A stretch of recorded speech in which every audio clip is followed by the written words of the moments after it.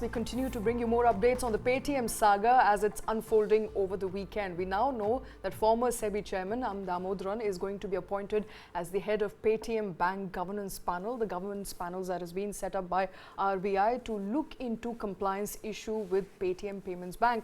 At the same time, we also know that the centre is now examining FDI inflows into Paytm Payments Bank and trying to understand whether there was any connection with China at all. Those are updates that we are hearing over the weekend, Kartik. It does appear that news is now tightening on Paytm.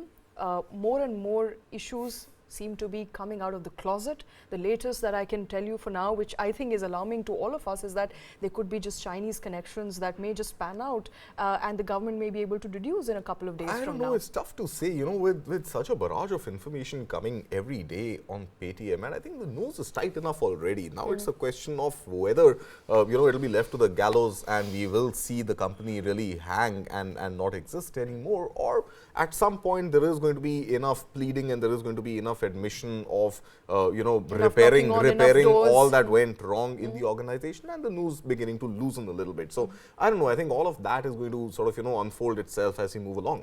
But what is for sure is that Paytm, at least right now from what it seems, Shweta, is trying to ensure that its compliance and its regulatory burden is shared equally and is advised correctly by getting the best of the possible people out there to come and advise it on compliance and regulatory matters. So you've got a former ICAI president, you've got a veteran banker, and you've got the former chief of SEBI, M Damodaran, who is now leading this advisory panel. So at one level, I think Paytm is definitely going out there and saying that it is putting all its spanners in the right place to ensure that the bolts and the nuts are tightened when it comes to compliance and governance. And who better than M Damodaran, pretty much the author, the architect of corporate governance in India, to lead that advisory panel, and then assisted by a veteran in the tax and the chartered accountancy realm and a veteran in the banking realm to ensure that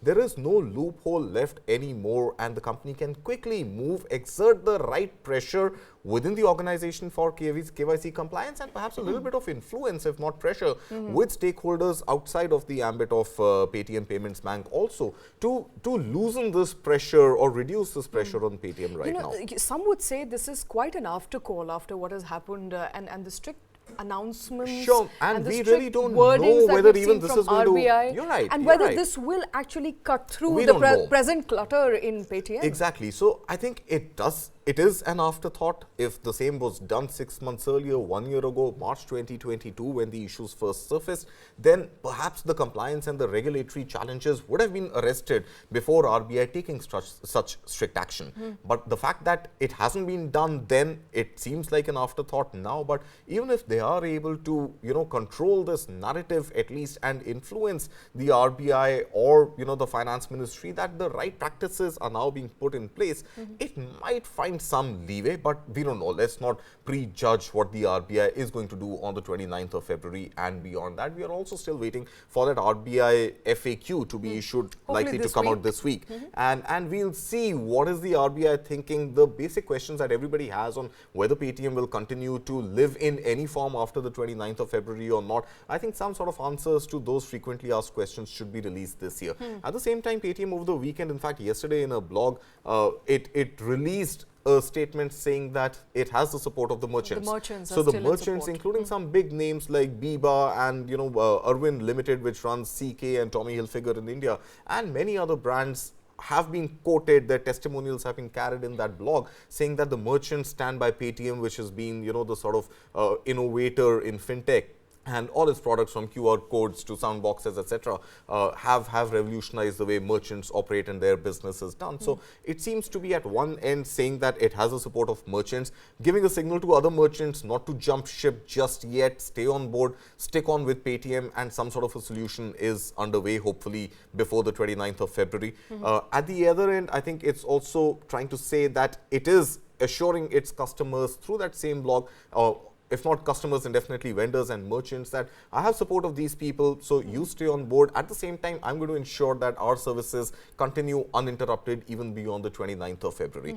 So while all this is happening, there's a China angle also, which has now resurfaced. And how bad is it for Paytm at the moment? I don't know. I think it was bad in 2020. It was bad when we had Doklam and Galwan clashes from 2019 to 2020, and that was a period when India decided to ban Chinese apps and decided to ensure that Chinese investments into Indian companies is limited, is restricted, and that is when a lot of companies, including TikTok, had to exit India, right? So ByteDance had to pretty much exit India almost overnight, along with 2 tranches of 40 apps and 60 apps, if memory serves me right. About 100 odd apps were forced to exit India and not operate in India.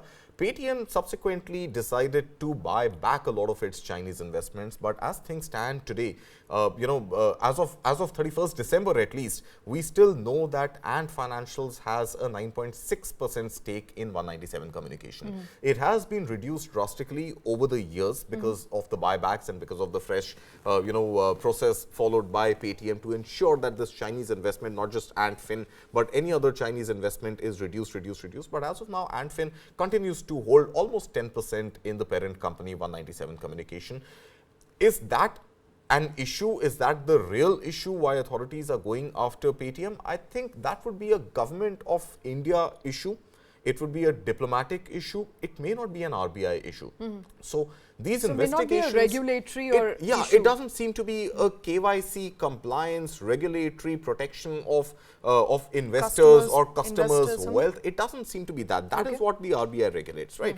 And at the same time, there isn't really a very, very purely defined ruling by SEBI that in listed companies, how much holding can be by Chinese held investment firms. So we don't know actually whether the Chinese issue is right now relevant in the context of the Feb 29th deadline. All right. So may not have any bearing on the Feb 29th deadline for Paytm. But over the weekend I did go out and it was sort of a mood check for what people are feeling, merchants are feeling about Paytm.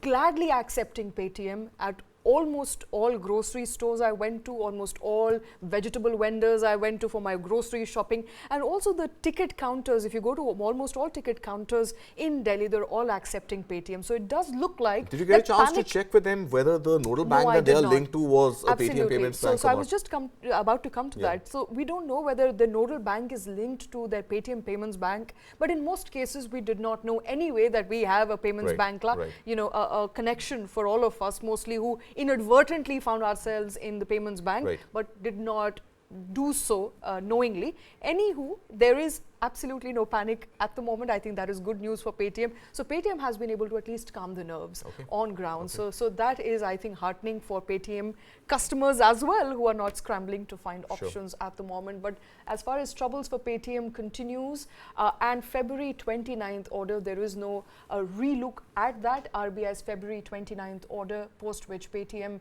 Payments Bank will go away. Perhaps the license will be revoked, but it can definitely not onboard new customers. So that deadline stays.